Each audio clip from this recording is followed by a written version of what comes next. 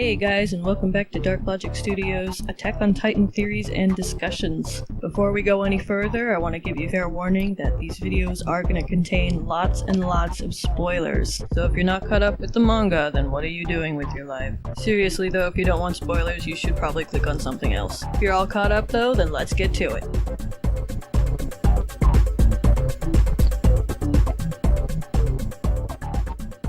Hey guys. Two things real quick before we get to the theories. So first of all, we passed 200 subscribers. Thank you guys so much for your support, for subscribing, for liking, sharing. Again, this is awesome. You guys are amazing. Let's keep going. Next is 500. Maybe I'll do something special for it. I don't know. Give me suggestions. I don't know what to do. But yeah, thank you guys so much for subscribing. Welcome, all my new subscribers. You guys are awesome. Keep it up. Okay, second thing. So yesterday, I did an Attack on Titan podcast with Buffet. If you aren't subscribed to his channel already, go subscribe to him so you don't miss it, because he's fucking awesome. Okay, now let's get into the theories. Now, what I'm going to do, I'm going to talk about my theories for chapter 85, and I'm going to talk about some generalized theories, what I think is going to happen within these next several chapters. Because from what it sounds like, and what it feels like, is we're kind of reaching the end of the manga. We've had this big battle, this big climax. I'm sure we're going to have more fights, but probably not as big as this one. We got the Colossal Titan, he's gone. Somehow Reiner survived this. Who the fuck knows why? But we've had this big encounter with the Beast Titan. Erwin is dead. Armin is a Titan? What the fuck? Hanji is now commander. She's missing an eye, she looks like a pirate, but now Hanji's in charge. So Hanji's gonna be the one leading the troop and deciding where they're gonna go from now on. And anyway, it's crazy. So what is gonna happen next? Okay, so judging from the pace of the manga, it's been really quick, a lot of things have been happening. I think everybody's a little exhausted, not just the characters, but the fandom as well. So I think hopefully the story is going to slow down and let us catch our breath a little bit and hopefully get some answers. So first I'm going to start with some generalized theories of what I think is most likely going to happen before the manga is over. Okay, first of all, Levi and Zeke. Now, Levi made the promise to Erwin that he would take down the Beast Titan, but he failed to do that. Zeke got away. Levi failed to keep that promise.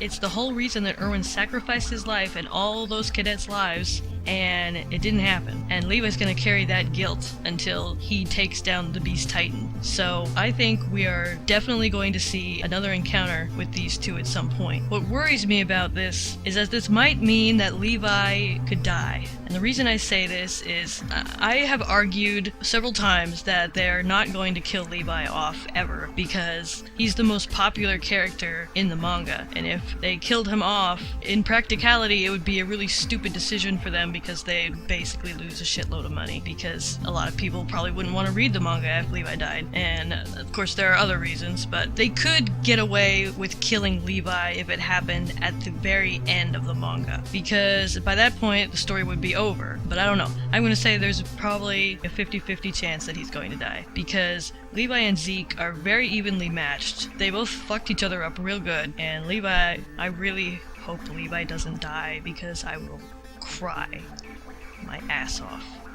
Okay, next. Speaking of Zeke, his encounter with Eren raises a lot of questions. He looks like Grisha, no doubt about it. They were juxtaposed. They could be brothers, who knows. It's not clear yet, but he's most definitely related to Eren. I've already made another video about this, so I'm not going to repeat too much of this. But Eren now needs a new goal. Now that he's taken out the Colossal Titan, he doesn't have that tunnel vision anymore. Now he's going to start looking around and asking questions. And as Isayama said in an interview, he's going to develop his complex. Isayama said that he's the one who's going to be progressing the story. Mikasa's going to have some kind of dilemma. She's going to be struggling with something. So something big is going to happen with Eren, and I think he's going to be questioning his existence. His resolve against the Titans might wane a little bit now that he's seen this connection between Zeke and his father. And two, we are probably like 2 steps away from getting to that basement. So who knows what we're going to find there. Hopefully we're going to get there within the next couple of chapters. I really hope it doesn't draw it out more than that, but we'll come back to that in a minute though, because I want to want to talk about Armin first. So, here's the thing with Armin. If you've been watching my videos, then you know that I have a theory about Armin possibly being related to the Reese family. Now, there are two possibilities with Armin right now. He's going to wake up at some point. He's either going to wake up right away,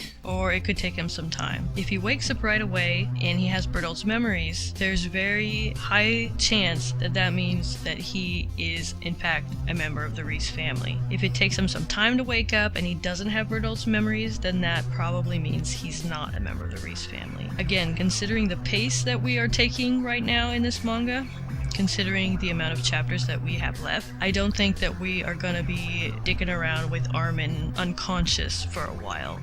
And I think that there has to be some significance to the fact that he is a Titan now. I mean, story-wise, it has to lead to something, because you're not just going to turn Armin into a Titan just why? Just to be unexpected, just to fake out his death? No, I don't think it was just for dramatic effect. I think it's going to have some serious significance to the story, and based on what we know about Titans and the Reese family, the only real conclusion I can draw from that is that there would be a connection to the Reese family, because I don't know what else they would do with this kind of storyline, because we've already seen somebody turn into a Titan who is not a member of the Reese family, Eren. So we've already seen that storyline, we've already seen how that happens and what goes on with that. It would be repetitive if there wasn't something else to the fact that Armin is now a Titan. And what could that something be? Well, he's a Reese.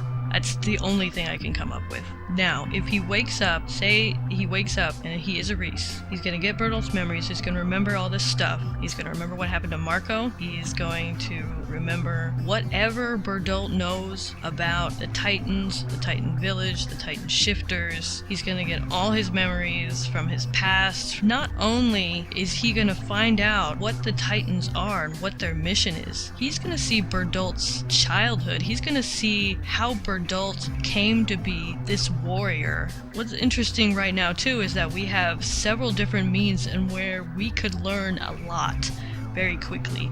We have Armin being a shifter, we have the basement, and we have Ymir's letter. Let's talk about that for a second, and then we'll get to the basement. So Ymir sent Historia a letter. What could be in that letter? Hanji said that they're going to open it up and investigate before they give it to her, so hopefully soon we'll see what Ymir has to say to Historia. I have a feeling that it might be some kind of goodbye letter. There's a very likely possibility that Ymir may have died. And also, considering the fact that Historia is a Reese, that was the whole reason that Ymir hung around her, pretty much. I mean, it may not be the whole reason, if you know what I mean, but that was her mission, is to keep an eye on Historia. And obviously, she had feelings for Historia, so who knows, maybe she will reveal a few things. You know what would be interesting is if in her letter, if she explained a few things and asked Historia to reconsider her position about the Titans. What if the contents of Ymir's letter helps lead Historia to a new understanding of the Titans? That would be interesting, because we'd have Armin probably having a new understanding of the Titans, and Historia, this is gonna be crazy, you guys. Like, we're probably just gonna be blasted with information that's gonna blow our heads off, and so, okay. Anyway, let's get to the basement now. So what's in the basement? Well, I think it's safe to say that, well, let's think about this for a second.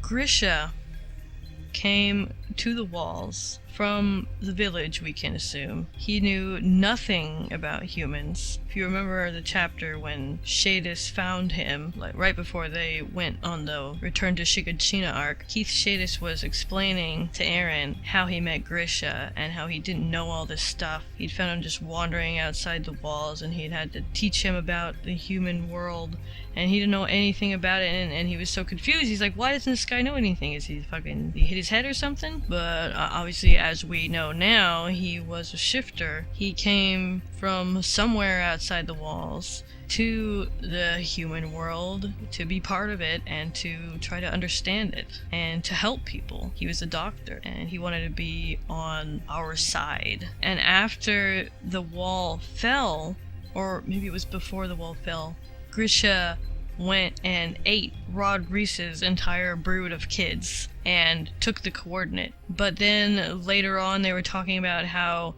Grisha had spent all this time looking for the real Reese family, so I think it was before. Tell me what you guys think. So I'm confused. But anyway, the basement is probably, I think, no, Grisha said it would have the answers in the basement. He likely has serums in the basement. Reason stands to believe that he was making them himself. How he was doing that, I don't know. Maybe he was stabbing himself in the neck and taking out his own spinal fluid. That's kind of gross. Possibly some kind of laboratory. Most certainly where he kept information that he collected, because he's been collecting information looking for the Reese family. So he's been studying stuff and he's been learning stuff and he's had a goal all this time. So all the information that he's collected is in that basement. Whatever Grisha knew, whatever Grisha learned while he was here, and what he knew when he was outside the walls is probably in the basement. But yeah, it's hard to say. It could be just about anything. Somebody in the comments said it could be Grisha's BDSM dungeon. It's a possibility, let's be honest. But I guess we'll just have to wait and see. As for what's going to happen in chapter 85, like I said, I hope we're going to get to the basement. Maybe not in the next chapter. We're probably going to do something else and then have a cliffhanger when we get to the basement. And Zeke and Reiner are still in the vicinity, but I don't think they're going to be coming back for more punishment. Like, they're kind of outnumbered and they're all fucked up. They're missing arms and legs and shit. I think they're pretty much ready to go home. But now we've got Levi, we've got Hanji, we've got our squad, we've got Flock. Everybody else is fucking dead. So what are they going to do now? They're gonna get to the basement, like I said, but how the hell are they gonna get home? They got no horses, they got no gas. What would be interesting if we actually left our troop for a little while and went back to the village with Zeke and Reiner. I think that we may be getting to a point where something like that could happen, because we're gonna start having to learn more about these shifters and their village and where they came from. Secondly, Levi, he just lost Erwin. Now, I said in an earlier video that I wanted to see Levi have a breakdown. I still want to see Levi have a breakdown. He looked sad when Erwin died. I guess we'll see. But now Erwin, I don't think they're gonna leave Erwin's body behind. They're probably gonna find a way to transport his body back, because you can't just leave Erwin. You know what I mean? Can't just leave Erwin. So yeah, I think that's about it. I've been talking for way too long. I'm gonna stop now and go take a nap, because I need one really bad. Tell me what you think is gonna happen in chapter 85. Tell me what you think is gonna happen in the next 15 and 16 or so chapters we've probably got left of Attack on Titan. How do you think this is going to conclude? You think everybody's gonna die? I hope everybody doesn't die. Unless Armin survived. If he was the last one left, I'd be okay with that. That'd be sad for Armin. But I want Armin to live, because he has to see the ocean. He has to see the ocean. Okay.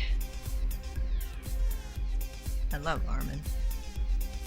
Thanks for watching. Peace.